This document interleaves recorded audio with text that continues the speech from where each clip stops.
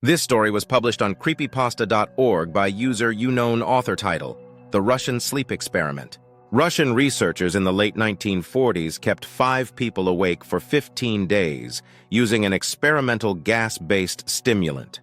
They were kept in a sealed environment to carefully monitor their oxygen intake so the gas didn't kill them, since it was toxic in high concentrations. This was before closed-circuit cameras, so they had only microphones and 5-inch thick glass porthole-sized windows into the chamber to monitor them. The chamber was stocked with books, cots to sleep on, but no bedding, running water and toilet, and enough dried food to last all 5 for over a month. The test subjects were political prisoners deemed enemies of the state during World War II. Everything was fine for the first 5 days. The subjects hardly complained, having been promised, falsely, that they would be freed if they submitted to the test and did not sleep for 30 days. Their conversations and activities were monitored, and it was noted that they continued to talk about increasingly traumatic incidents in their past, and the general tone of their conversations took on a darker aspect after the 4-day mark. After 5 days, they started to complain about the circumstances and events that lead them to where they were, and started to demonstrate severe paranoia. They stopped talking to each other and began alternately whispering to the microphones and one-way mirrored portholes. Oddly, they all seemed to think they could win the trust of the experimenters by turning over their comrades, the other subjects in captivity with them. At first, the researchers suspected this was an effect of the gas itself. After 9 days, the first of them started screaming. He ran the length of the chamber, repeatedly yelling at the top of his lungs for 3 hours straight. He continued attempting to scream, but was only able to produce occasional squeaks. The researchers postulated that he had physically torn his vocal cords. The most surprising thing about this behavior is how the other captives reacted to it. Or rather, didn't react to it. They continued whispering to the microphones until the second of the captives started to scream. The 2 non-screaming captives took the books apart, smeared page after page with their own feces, and pasted them calmly over the glass portholes. The screaming promptly stopped. So did the whispering to the microphones. After 3 more days passed. The researchers checked the microphones hourly to make sure they were working, since they thought it impossible that no sound could be coming with 5 people inside. The oxygen consumption in the chamber indicated that all 5 must still be alive. In fact, it was the amount of oxygen 5 people would consume at a very heavy level of strenuous exercise. On the morning of the 14th day, the researchers did something they said they would not do to get a reaction from the captives. They used the intercom inside the chamber, hoping to provoke any response from the captives they were afraid were either dead or vegetables. They announced, "We are opening the chamber to test the microphones. Step away from the door and lie flat on the floor, or you will be shot. Compliance will earn one of you your immediate freedom." To their surprise, they heard a single phrase in a calm voice response. "We no longer want to be freed." Debate broke out among the researchers and the military forces funding the research. Unable to provoke any more response using the intercom, it was finally decided to open the chamber at midnight on the 15th day. The chamber was flushed of the stimulant gas and filled with fresh air, and immediately voices from the microphones began to object. 3 different voices began begging, as if pleading for the life of loved ones to turn the gas back on. The chamber was opened, and soldiers sent in to retrieve the test subjects. They began to scream louder than ever, and so did the soldiers when they saw what was inside. 4 of the 5 subjects were still alive, although no one could rightly call the state that any of them in life. The food rations past day 5 had not been so much as touched. There were chunks of meat from the dead test subjects' thighs and chest stuffed into the drain in the center of the chamber, blocking the drain and allowing 4 inches of water to accumulate on the floor. Precisely how much of the water on the floor was actually blood was never determined. All 4 surviving test subjects also had large portions of muscle and skin torn away from their bodies. The destruction of flesh and exposed bone on their fingertips indicated that the wounds were inflicted by hand, not with teeth as the researchers initially thought. Closer examination of the position and angles of the wounds indicated that most, if not all of them, were self-inflicted. The abdominal organs below the rib cage of all 4 test subjects had been removed.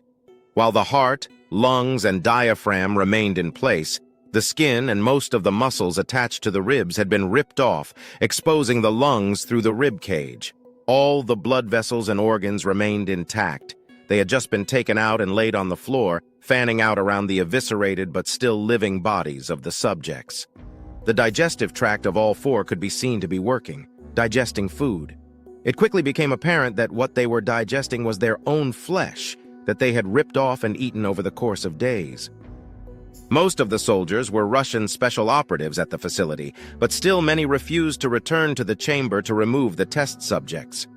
They continued to scream to be left in the chamber, and alternately begged and demanded that the gas be turned back on, lest they fall asleep. To everyone's surprise, the test subjects put up a fierce fight in the process of being removed from the chamber. One of the Russian soldiers died from having his throat ripped out. Another was gravely injured by having his testicles ripped off and an artery in his leg severed by one of the subject's teeth.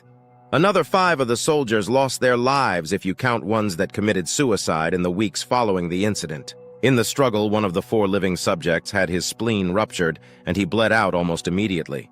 The medical researchers attempted to sedate him, but this proved impossible. He was injected with more than 10 times the human dose of a morphine derivative and still fought like a cornered animal, breaking the ribs and arm of one doctor. When heart was seen to beat for a full 2 minutes after he had bled out, to the point there was more air in his vascular system than blood.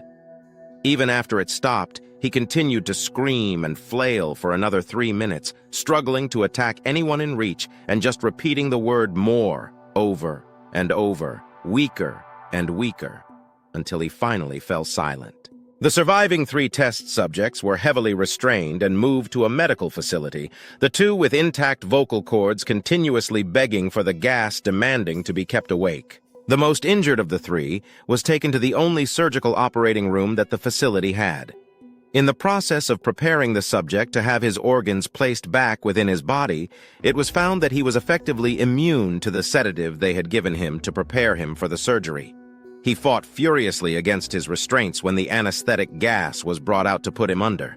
He managed to tear most of the way through a 4-inch wide leather strap on one wrist, even through the weight of a 200-pound soldier holding that wrist as well. It took only a little more anesthetic than normal to put him under, and the instant his eyelids fluttered and closed, his heart stopped. In the autopsy of the test subject that died on the operating table, it was found that his blood had triple the normal level of oxygen. His muscles that were still attached to his skeleton were badly torn, and he had broken 9 bones in his struggle to not be subdued. Most of them were from the force his own muscles had exerted on them. The second survivor had been the first of the group of 5 to start screaming.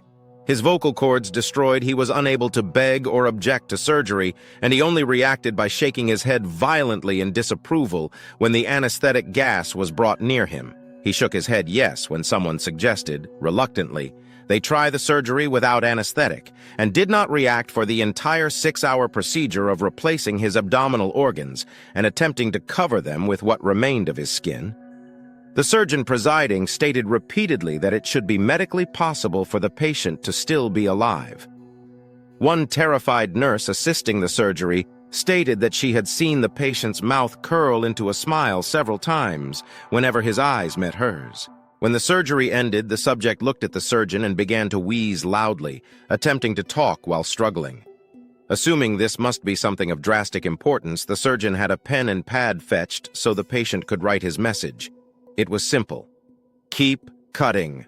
The other 2 test subjects were given the same surgery, both without anesthetic as well, although they had to be injected with a paralytic for the duration of the operation.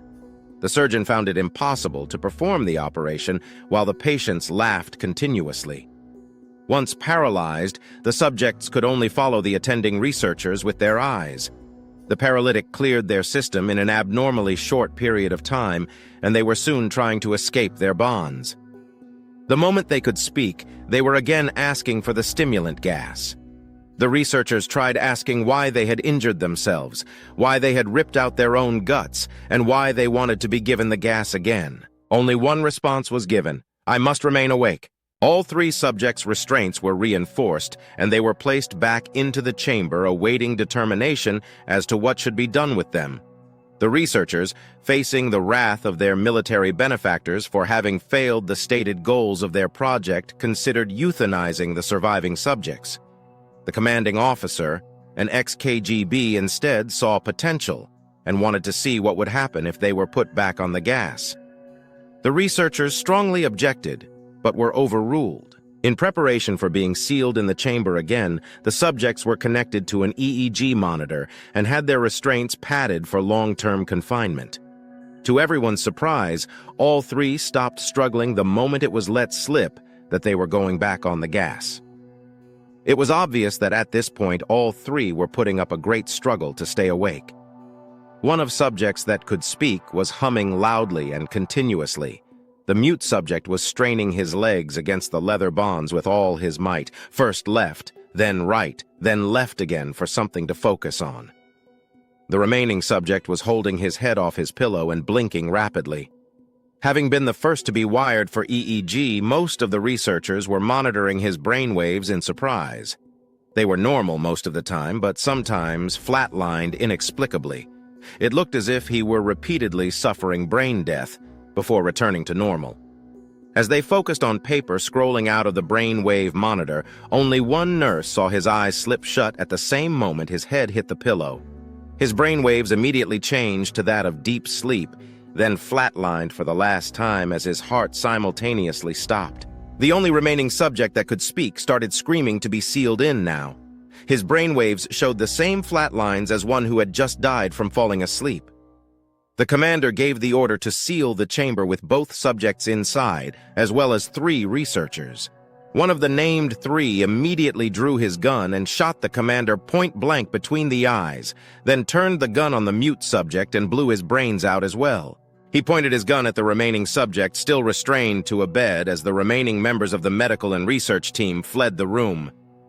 "I won't be locked in here with these things, not with you!" he screamed at the man strapped to the table. "What are you?" he demanded. "I must know!" The subject smiled. "Have you forgotten so easily?" the subject asked. "We are you. We are the madness that lurks within you all, begging to be free at every moment in your deepest animal mind. We are what you hide from in your beds every night. We are what you sedate into silence and paralysis when you go to the nocturnal haven where we cannot tread."